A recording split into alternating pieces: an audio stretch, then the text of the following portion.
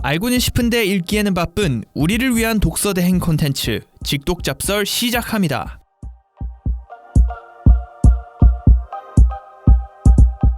직독잡설 3부 시작하겠습니다. 저희 지금 프로메테우스의 금속? 네, 프로메테우스의 금속 이라는 책을 이제 남궁민 기자, 백현 기자와 함께 하고 있는데 저희가 저번 주 1, 2부 걸쳐서 희귀금속이 이제 이게 얼마나 중요한 금속인지, 그리고 우리가 이 희귀금속을 얻기 위해서 환경을 파괴할 수 있다는 점을 좀 많이 관가를 하고 있었다, 이런 얘기들을 좀 나눠봤어요. 그렇죠.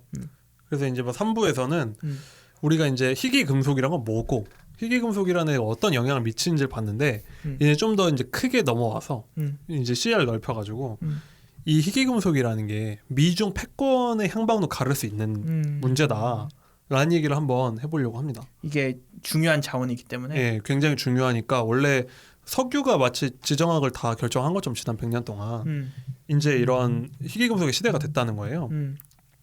그래서 이제 제일 중요한 문제가 뭐냐면 이 희귀금속의 생산량의 60%를 중국이 독점하고 있다는 거죠. 60%. 네. 이게 왜냐하면 그 전까지는 미국이나 프랑스가 많이 생산을 했는데 네. 이제 이거를 환경을 너무 파괴하니까 그냥 중국이 다 가져가도록 내버려뒀다. 그렇죠. 방식을 한 거죠. 그래서 미국이 조사한 바에 따르면 24만 톤을 생산하는데 그중 60%가 중국이 혼자 생산한다는 거고. 이게 문제가 뭐냐면 종류가 아주 많다 그랬잖아요. 그러니까 종류에 따라서는 거의 전량 중국만 생산하는 희귀금속도 있어요. 아, 그래요? 종류에 따라서, 왜냐하면 생산량이 몇천 톤, 몇백 톤 이런 게 있으니까. 그렇기도 하고, 우리가 히토류는 여러 번 얘기했잖아요. 네. 히토류는 굉장히 중요한 그룹인데, 종류인데 그거는 지금 생산량의 95%가 중국에서만 나와요. 그러니까 영향력이 엄청 크죠. 그게 진짜 그러면 사우디보다 더 막강한 영향력을 가지고 있어야지. 비교가 안 될 거예요. 왜냐면은 그 석유 생산국 기구 오펙이 석유 시대를 거의 주름 잡았잖아요. 석유를 쥐락펴락 하잖아요. 거기서 감산하면은 오르고 증산하면 내리고 하는 쥐락펴락 하는 건데 거기가 석유 생산량 중에 비율이 40%밖에 안 돼요. 아, 그래요? 네, 오펙에 다 합쳐도 40%밖에 안 되고, 사우디 한 국가로 치면 훨씬 떨어지죠, 당연히. 근데 중국은 혼자 60%를 생산하니까 거의 절대적인 거죠, 이 시장에서는. 근데 이제 중국 말고 다른 나라가 생산 안 하는 이유 중에 제일 큰 게 환경이에요? 환경이 있고, 그래서 환경이 제일 큰 거죠. 일단 그렇게 하다 보면 넘어간 것도 있고, 또 중국이 이거를 키운 면도 있어요. 그러니까 일단 그럼 다른 나라들은 얼마나 생산하냐 먼저 말씀을 드리면, 일단 2등이 미국인데 미국이 15%를 생산해요. 그러니까 중국에 이어서 2등인데 60%다 하면 15%니까 비교가 안 되죠. 그렇죠.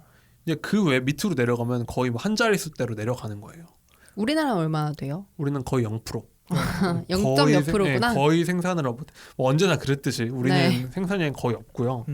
그리고 이제 이런 거를 중국이 다 쥐락펴락 하다 보니까 그냥 어떤 시장을 그냥 중국이 그냥 다 가격이 문제가 아닌 거예요. 그냥 부르는 게 값이고 안 팔면 끝. 이런 정도 영향력을 준다는 거죠.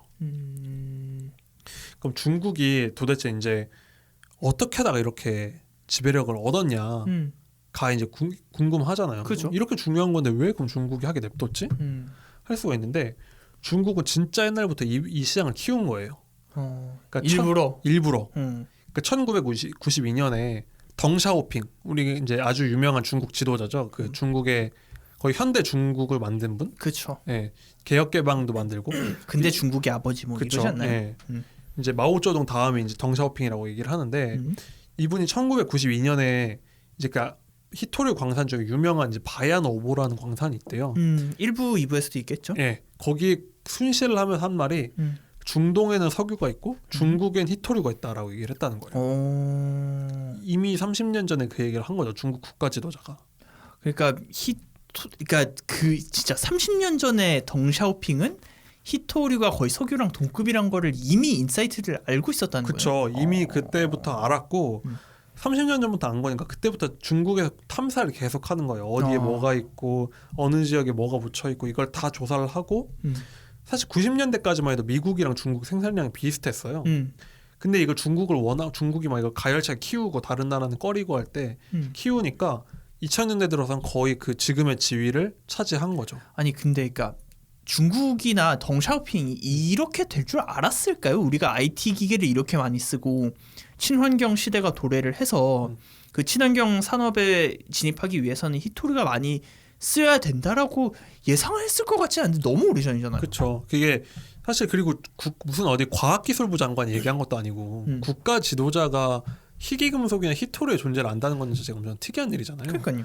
그래서 과연 그 사람은 어떻게 알았을까 싶은데 우리가 중국 공산당 얘기 몇 번 했지만 보통 중국 공산당 하면은 좀 이렇게 무협지 같고 뭐 이렇게 궁중암투, 뭐 음모 뭐 이런 것만 생각을 하잖아요. 근데 의외로 제가 이번에 이거 하면서 찾아봤어요. 중국은 기술 엘리트가 지배한 나라인 게 덩샤오핑 이래로 모든 국가 지도자가 다 이공계예요. 시진핑도요? 시진핑도예요. 왜냐면은 덩샤오핑은 대학을 안 나왔을 거겠죠? 그때는 뭐 대학이 있었는지도 모르겠고. 그 다음이 장쩌민인데 장쩌민은 전기공학.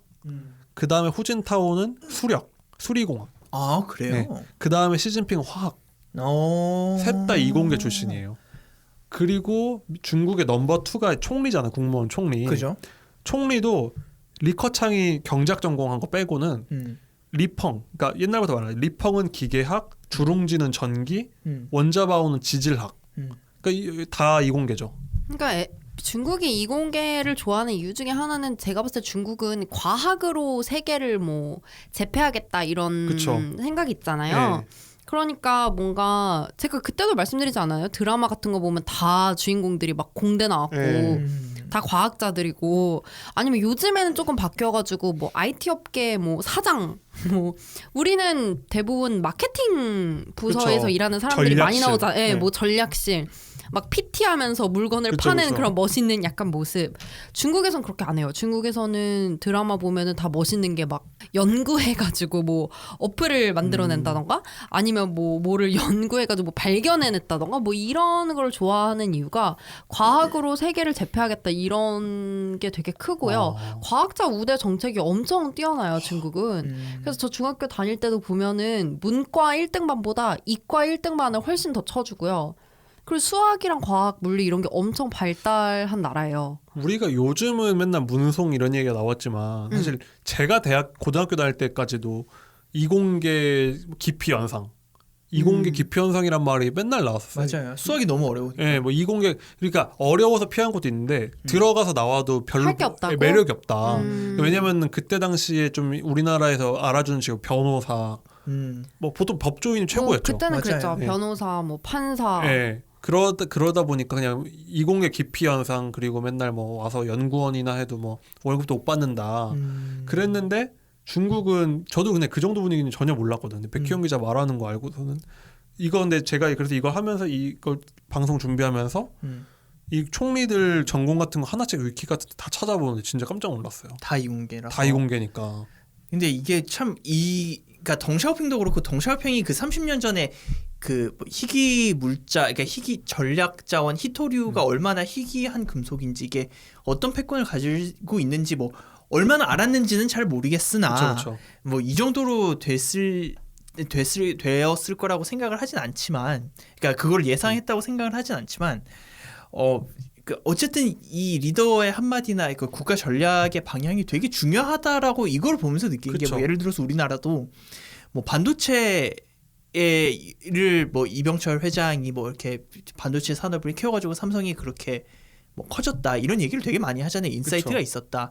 그리고 이제 김대중 정부 시절에 손정이 이걸 제가 직독 접수를 와서 이야기를 했는지 모르겠는데 이제 이건 저희 이제 논설실장께서 예전에 이제 밥 먹으면서 한 얘기가 이전에 김대중 정부 때부터 저희가 그 망을 깔았잖아요. 3G망 이런 그쵸. 식으로 와이브로 망을 깔고 이렇게 막 무선 통신망을 많이 깔았는데 그 김대중 전 이제 대통령께서는 몰랐겠죠. 이게 뭔지 모르겠는데 그쵸. 본인은 뭐 그러죠. 기술적으로는. 근데 손정희 회장이 그때 당시에도 이제 큰 손이었잖아요. 그쵸. 와가지고 면담을 1대1로 했대요. 그때 손정희 회장이 첫 번째도 뭐 무선 통신, 뭐 두 번째도 무선 통신. 그러니까 정확히 그 무선 통신이 그 명칭은 기억이 안 나는데 어쨌든 세 번째도 무선 통신이다 이렇게 강조를 했는데 이제 어쨌든 DJ가 그걸 알아보신 거죠. 그렇죠. 이게 확실히 우리 미래에 큰 중요한 자원이겠구나 해서 그냥 전격적으로 그때 당시만 해도 우리나라가 얼마나 이제 국가 주도적인 나라였어요. 그렇죠. IMF 바로 끝나고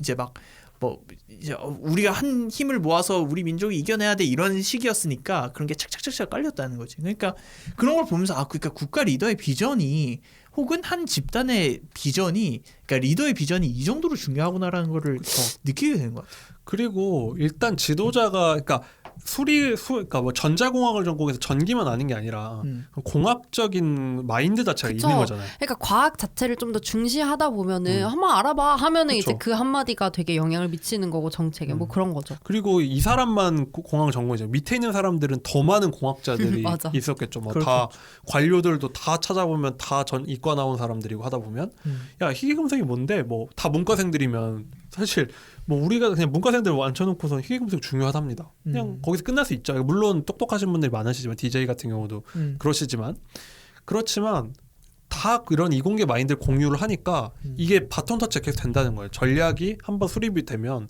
그때 맞춰 또 전략을 만들고 또 그거 중요성을 알고 이런 식으로 된다는 거죠.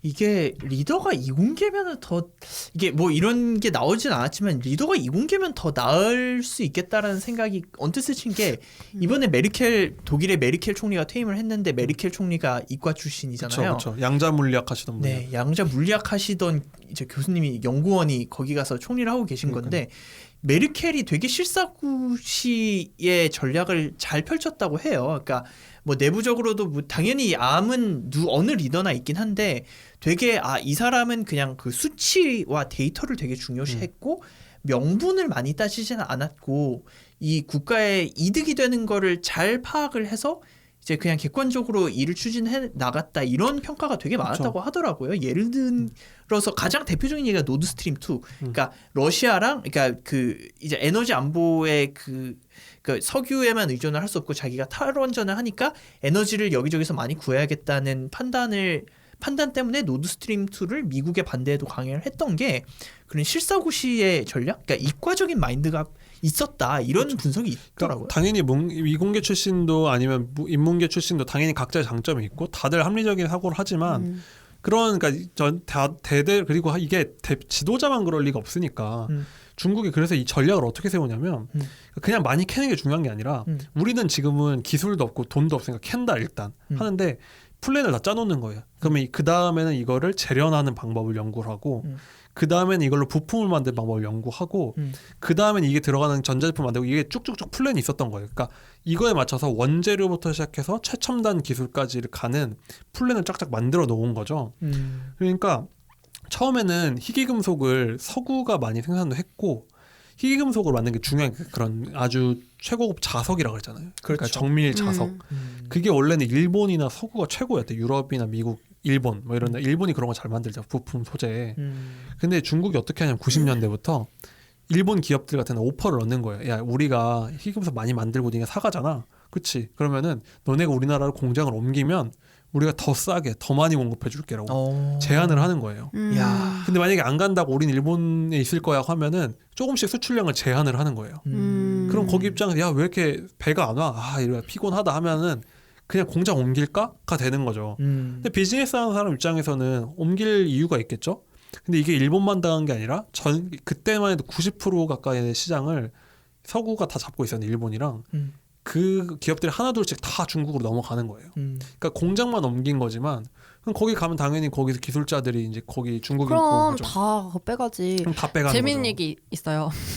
그 갑자기 생각났는데 그 명품 백 중에서 샤넬을 제일 그 모방하기가 어렵다고 하거든요. 근데 그 이유가 중국에 공장이 없어서.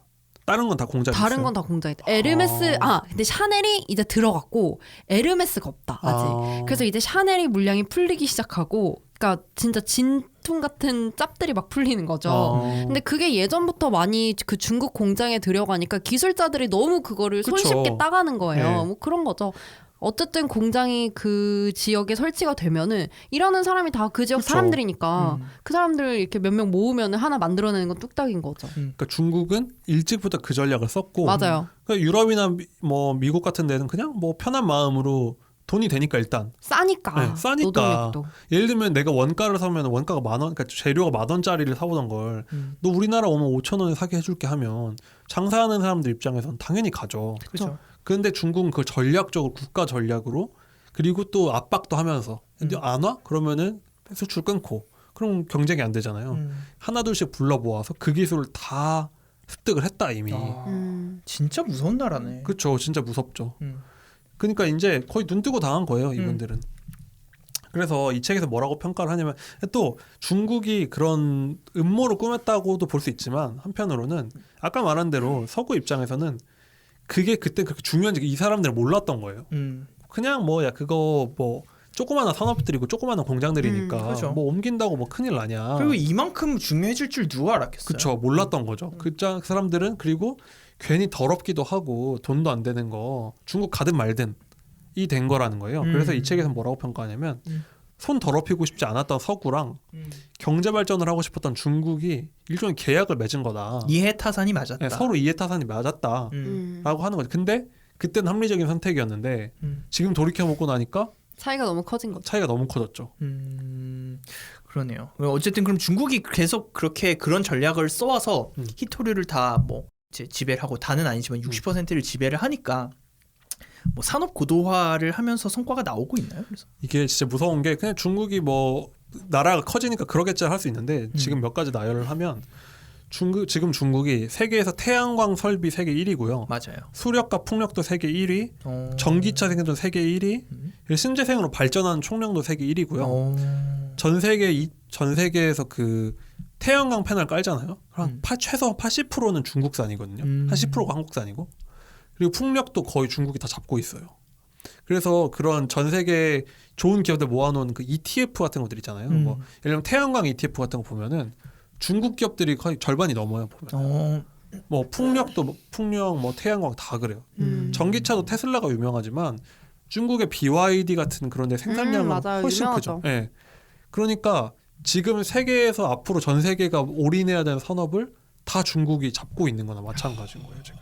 근데 그게 다 희귀금속부터 시작되는 체인 그 가치 사슬에서 올라온 거라는 거죠. 그럼 중국이 또 일본을 위협했던 것처럼 뭐 우리를 위협할 수도 있고 그런 거 아니에요? 그렇죠. 이게 중국이 당연히 그럴 수 이게 일본한테 그랬는데 우리한테 그러지 말란 법도 없고 우리가 요즘에 투자하는 분들이 관심이 많은 게 그 2차 전지 배터리잖아요. 맞아요. 다 그분들 얘기하는 게 야 전기차가 많아지면 그 안에 배터리가 몇 개인데 근데 LG화학 같은데 우리나라가 앞서 있으니까 그런데 문제는 그 배터리에 들어가는 원료도 다 중국 그 희귀금속들이 엄청 많이 들어가거든요.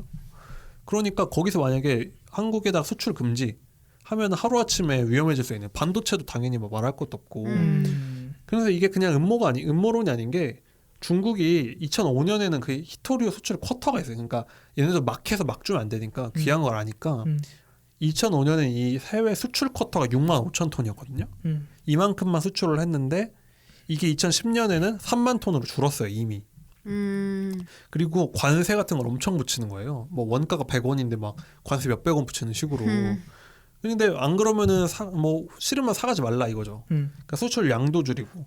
그래서 얘네들이 그 각국의 그 쿼터를 통보를 한대요. 어느 시기가 되면 뭐 그때마다 난리가 난다는 거예요. 그걸 갑자기 줄이거나 이러면. 그러니까 이미 그런 식으로 우리는 모르고 있지만 그런 압박을 하고 있고 앞으로도 그런 걸 할 여지가 훨씬 있다. 그러니까 거죠. 중국이 이런 거를 레버리지로 사용해서 이제 압박을 하고 정치적으로 사용할 가능성이 높고. 그렇죠. 앞으로 뜨는 산업들이 중국이 다 먹었으니까 앞으로 중국이 계속 이걸 산업을 주도해 나갈 가능성이 있다고 보면 되죠. 그렇죠. 일단 그걸 쿼터를 안 해도 산업을 주도해 나가고 오히려 그걸 하면은 각국이 대체 자원 개발하라고 정신 차릴 거잖아요. 근데 그걸 안 하면서 압박만 하면서 계속 의존을 하게 만들면서 지금의 그런 영향력을 계속 유지를 하는 거죠. 자기들이 이 시장을 계속 유지하면서.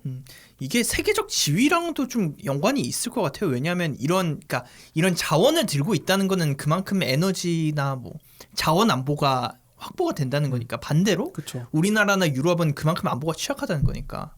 예를 들면은 그 반도체 전 세계 반도체 대부분이 미국, 한국, 대만에서 만들어지잖아요. 맞아요. 그럼 일본 만약에 이럴 수 있죠. 뭐 대만에 뭐 지금 가능성이 낮지 않지만 친중 정권이 들어서요. 뭐 지금의 차이잉원 총통이 자리를 물러나고 정권 교체가 되면. 근데 우리나라는 예를 들면은 중국에 좀 강경한 정권이 들어서면 중국이 타이완 TSMC에는 그 반도체 재료 같은 걸 공급을 해주겠는데 한국에는 안 해줄 거야. 그러니까 되면 한마디로 그 대만이랑 우리나라의 뒤집어질 수 있잖아요. 그러니까 그런 영향력을 행사할 수가 있고 그럼 당연히 주변 나라들이 눈치를 보겠죠. 중국한테 밑보이고 싶지 않겠죠. 그러니까 중국이 탄소를 줄이겠다고 하는 게 되게 처음엔 이해가 안 될 법했는데 이런 데서 이해가 되는 거네요. 그렇죠. 2015년에 파리기후 협정했을 때 사람들이 말했던 게 아니 중국은 다 철 만들고 배 만들고 굴뚝 산업으로 큰 나라가 무슨 생각? 왜냐면 생산량 배출량 1위니까. 그러니까요. 무슨 생각이지 했는데 탈탄소를 하려면 해야 되는 모든 산업을 이미 중국이 다 앞서 나가고 있었네. 접수를 해놓은 상태인 거예요. 그래서 독일이 그 풍력 태양광 제일 앞서 나가잖아요. 맞아요. 원전 제로도 선언하고 거기서 그 정치권에서 나온 얘기 뭐냐면 야 이거 나라에서 보조금 줘가지고 풍력 태양광 까는데 그거 90%는 다 중국으로 간다. 한마디로 독일 세금으로 중국에다 돈 주는 거다 지금. 근데 중국은 그 돈 벌어서 다 그 사이에 태양광 투자하죠. 그럼 더 원가 절감력이 좋아지고 그럼 더 지배력이 높아지고 근데 앞으로 그게 더 가속화될 수가 있기 때문에 이거 그린 뉴딜을 하면 오히려 중국에 우리가 다 올인하는 것 같다. 그런 얘기를 하고 있습니다. 그러니까 뭐 무기에도 그러니까 뭐 원전이 아니라 이제 뭐 산업뿐만이 아니라 무기에도 어쨌든 반도체가 좀 중요해지니까 그쵸, 전투기나 이런데. 네, 우리가 무기에도 반도체가 들어가요? 네, 몰랐네. 엄청 많이 들어가요. 왜냐면은 옛날에는 이렇게 사람들끼리 총 들고 싸우잖아요. 네. 근데 요즘은 그럴 일 없잖아요. 안 보는 데서 그냥 미사일 쏘고. 아 그런 거에. 네, 뭐 전투기 우리 F-35에도 히토리 같은 거 엄청 들어가고 뭐 스마트 폭탄, 뭐 위성, 로봇, 사이버 전쟁에 쓰이는 그런 것들 다 그거기 때문에 그래서 이 책에서는 이거 전략적으로도 굉장히 걱정을 많이 하더라고요. 읽으면서도 저도 걱정스러웠습니다. 그러니까요. 앞으로 이거 우리 당국자들은 이것에 대해서 얼마나 생각을 하고 있는지 좀 그렇죠. 생각을 해봐야 되는 문제인 것 같습니다. 자, 시간이 좀 다 돼서 근데 저희가 벌써 3부까지 다 했네요. 네, 빨리 했네요. 되게 재밌어서 시간이 가는 줄 몰랐습니다. 자, 그러면 3부는 여기까지 마무리하고 4부에서 내일 4부에서 여러분들을 찾아뵙도록 하겠습니다. 4부에서 뵙겠습니다.